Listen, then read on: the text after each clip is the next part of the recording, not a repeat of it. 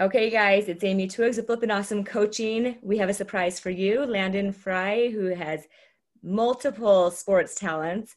He has had some experience with some of these tools that I've taught, and he's going to talk to us today about some of his experiences, what he's learned, what he thinks might be able to help some of you guys. He was a quarterback, or he still is. I'm assuming you still are for next year. He's a junior this year at Snow Canyon High School.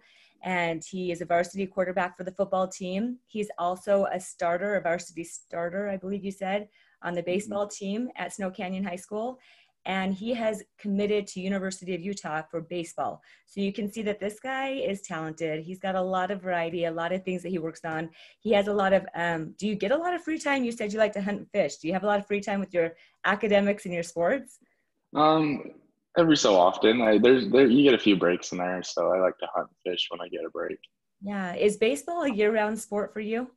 No, I like to take time off during football season, and I think that helps with like the rest of the baseball season, just having that break and playing a different sport.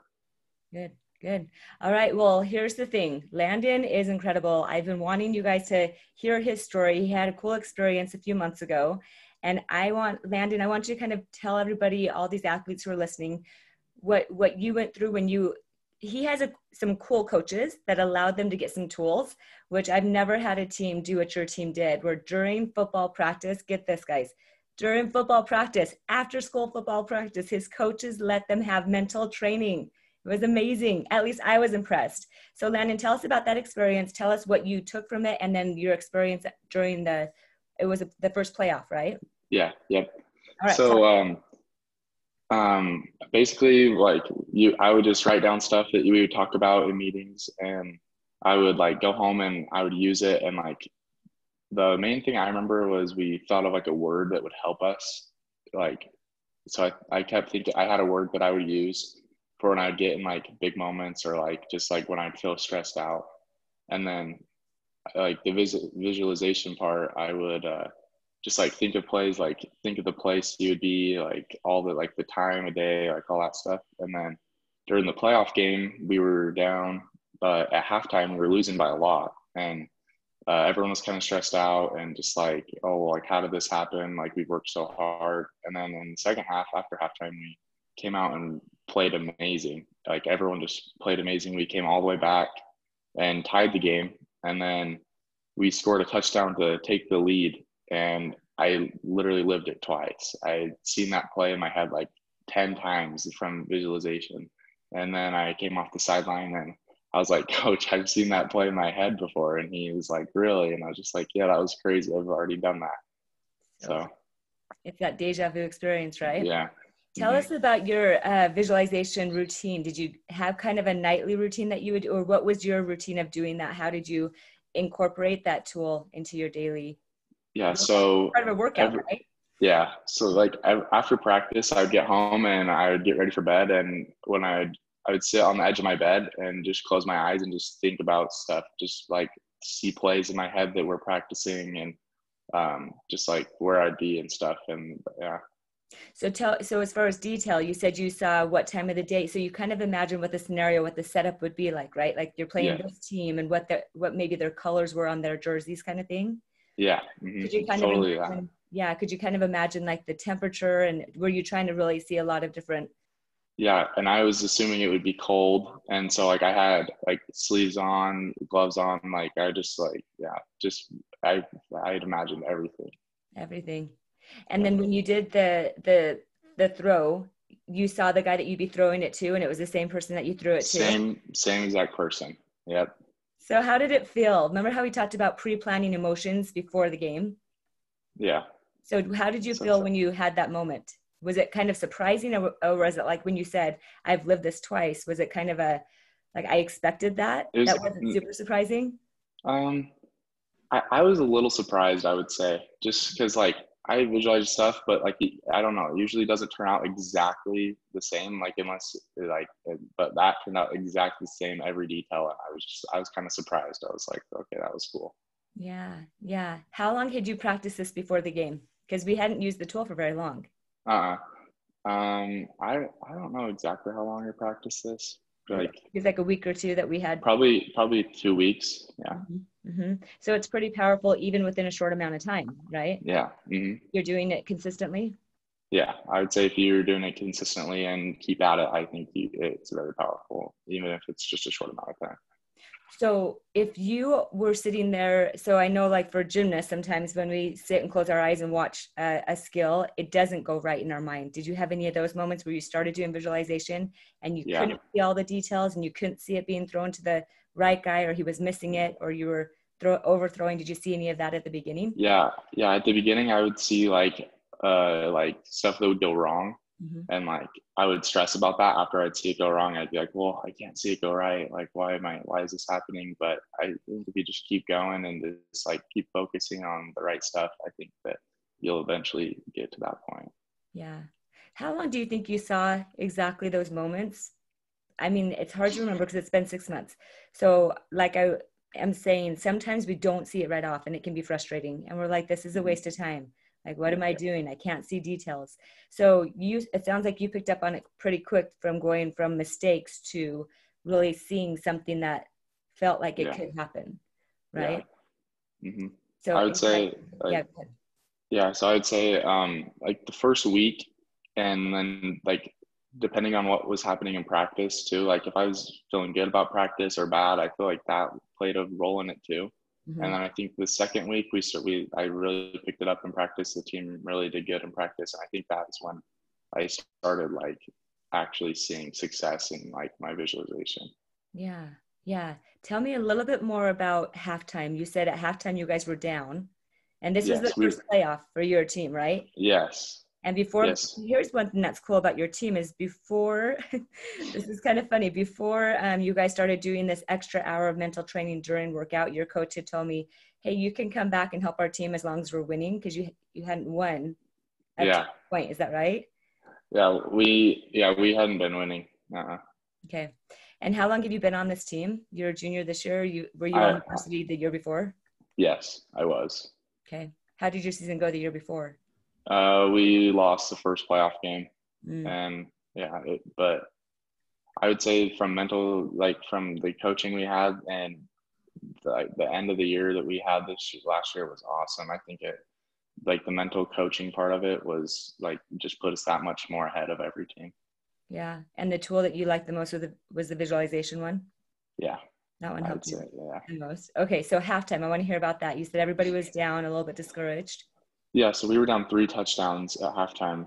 And I think everyone I would just say panicked, like just because we were like supposed to be with this team that we were playing, like we're just as good or better than them. And I would say that, so everyone's kind of panicked and just like, why is this happening? Like, I think everyone's kind of lost. And then before we went out, just players, like, I don't know, we all just came together, players just like looking at each other, just like, hey, we can do this. Like, it's like not impossible. And we came out just firing. It was awesome. So fun, and it felt great. Well, I'm glad you had that experience. When the deja vu comes, it's almost like, wait, did that really just happen? Yeah. Because I've seen it. Did it really happen the way I've seen it? And it is kind of interesting when that happens, right? So have you had any of those since, or what are you doing now with baseball? I've been visualizing baseball. Our seasons, I haven't played games in a while, so it's kind of been hard. But I haven't had an exact deja vu experience in baseball. I've seen some stuff and then thought about it, but I haven't actually had like a perfect deja vu experience in baseball yet. Still working towards that. Yeah. Excited for more of those, right? Yeah. The more you can realize that what you're creating beforehand, and then you create it, it's one of those things where pretty soon you'll start expecting it. Yeah. You see it and you'll be like, well, this is going to happen soon, right? Yeah. So that'll be fun. What position do you play in baseball? I play shortstop. Okay, awesome. So with this specific situation right now, with the world situation with the pandemic, how are you staying on top of, I personally think this is the best time to be because usually there's not a lot of time. Like your coaches gave you time to have a little visualization time and some sports psychology and some mental training, but that doesn't happen for every team. There's not a lot of time when you're in practice, and there's not a lot of coaches that allow that space for you. So this time is incredibly important, I believe, on my end. But tell us what your routine's like right now that you're more at home. You're not practicing, I'm assuming, Uh-huh. right? Uh-huh. So what are you doing to stay on top of everything? Well, I like to work out and I work out in my room. It's not like a big space, but I think it helps me the best. I can kind of just like stay in there and I have stuff that coaches have gave me to work out at home with Hmm. and I use that. And then, um, baseball, it's hard to like get swings and throw a ball distance at your house. So you kind of just like throw it against the wall and stuff like that and just try to get better that way. And Landon, what else could people do? What else could athletes do who need equipment like a baseball bat and a ball? What else could they be doing right now to be preparing so that when they do get in back into season, because you're going to eventually.